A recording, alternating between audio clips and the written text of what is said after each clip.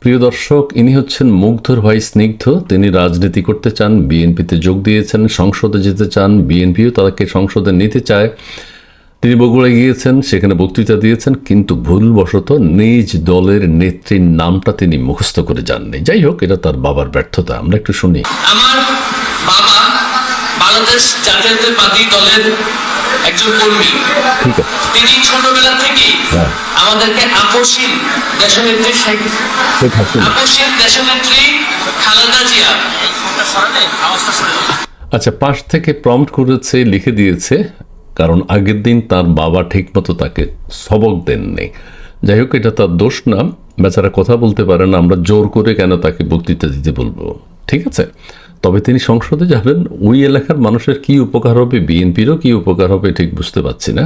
তবে আমরা চাই তিনি সংসদে যান, সবাই আল্লাহর দরবারে তার জন্য দোয়া করে তিনি যেন কামিয়াব হতে পারেন। ধন্যবাদ।